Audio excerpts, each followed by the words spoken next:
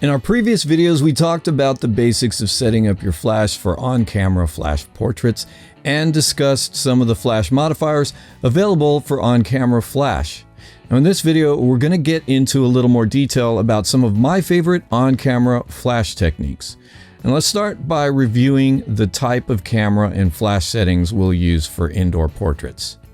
Start by setting your flash to TTL mode. Set your camera to manual mode and use a reasonable ISO. Next, use the fastest normal sync speed for your flash and use the widest aperture available with your lens that still gives you acceptable sharpness. Now, some lenses don't perform well at their widest apertures, so find the widest aperture on your lens that works for you. My advice is, once you've determined your settings, make it a point to always start with the same ones. With your default settings in place, you'll be all set when you walk into a room. Your camera and flash will be ready to go, and you should be able to get good results. Now, even though we're using TTL, we still need some way to control our flash when TTL is not giving us the light output we're looking for. And we want to be able to control the look of the ambient light too. We've got two controls on our camera that make doing all this really easy. These are flash exposure compensation and shutter speed, and these should be the main controls we use if we need to make any adjustments. We'll use the flash exposure compensation dial if we determine that we need more or less output from our flash. Adjust the shutter speed if you want more or less ambient light to show up in the scene. If you take a couple of shots and you notice you'd like to have a little more warm ambient light appear in the scene, all you need to do is dial your shutter speed down to 1/60th of a second. If you want more ambient light to show up, try 1/40th or 1/15th of a second. Just ride your shutter speed up or down to get the ambient light to look the way you want it to. Just keep something in mind. As your shutter speed gets slower, chances are you'll end up with some motion blur as the camera records movement of ambient light across the sensor. This is something you might want to do if you're trying to get creative with blur effects, but just remember that the shutter speeds equal potential blur of ambient light in your scene. We've discussed controlling the recording of ambient light in the scene. Now let's talk about how we can control the effect of the light produced by the flash. If you need to make any adjustments to the amount of light you're getting from the flash, you can use flash exposure compensation, or FEC. You won't need to use FEC all the time, but if your subject is wearing light colors, you might want to dial FEC up a little, otherwise TTL might underexpose the shot. If your subject's wearing darker colors, you might want to dial FEC down because TTL might overexpose the shot. Okay, to wrap this part up, for indoor on-camera flash, we've got the magic bullet now. Just establish your default settings for your gear and try to always start with those settings. That way you don't have to really think about what settings to use, and you don't have to start from square one every time you're faced with shooting indoors with on-camera flash. Other than that, just ride the shutter speed to control ambient light and use FEC to tweak the flash output if necessary. Now we'll talk about on-camera flash techniques, and we'll start with the most straightforward use of flash, direct flash. It's true that direct flash is something that many photographers try to avoid, but it's not always a bad choice. It has its uses.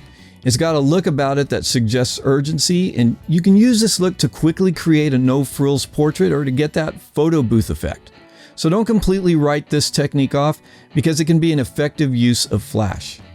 In my opinion, wall bounce is the single most effective way to create the look of beautiful window light or softbox style portraits with just a wall and an on-camera flash unit. Just use a light colored wall to bounce a light onto your subject. Now, if you've got other light colored walls and a ceiling working for you, it's all the better because of the pleasing fill light you'll get from light bouncing back toward the subject in varying degrees of intensity and from all different angles. For this technique, I suggest you find a sweet spot that works for you, where your position and your subject's orientation to the wall gets you good results. Start there and just tweak things to get the look that you want. This technique is very versatile because you can create everything from split lighting to soft, even illumination. The subject's orientation and the amount of fill light you'll get off other surfaces in the room are really the key. You can use a small flag on your flash, like this one, to control the amount of direct light striking your subject. You can also bounce flash against the wall and ceiling behind you to fill a small room with beautiful light. This is especially useful in fluid situations or anytime you've got one or more people in the scene who aren't necessarily interacting with the camera. This technique can be very effective. Using a relatively light colored wall and ceiling combination, just turn the flash around and aim it about 45 degrees up to bounce fill the room full of soft scattered light. I find that this technique works well with wide-angle lenses and when the flash is positioned far enough from the wall to produce a broad bounce. Just make sure that you bounce the flash high enough behind you so that you're not blocking the light with your own shadow as it moves toward the subject. If you don't have a nearby wall to bounce light off of, and this can happen in larger rooms, you can use a smaller surface like a reflector or a white foam core board as a bounce surface. And since we're talking about bounce, let me throw in the bounce card solution. This is something you can attach to your flash. Here I'm cutting a bounce card out of a piece of white crafting foam, and I attach the bounce card using a rubber band to the flash head like this.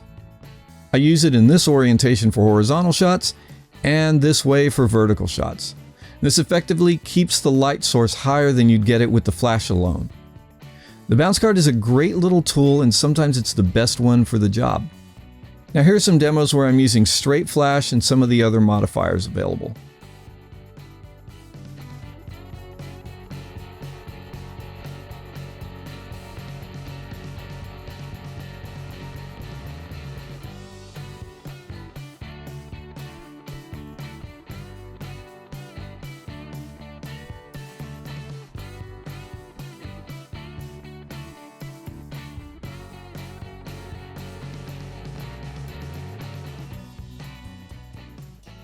So there are definitely ways to create beautiful portraits with a single on-camera flash.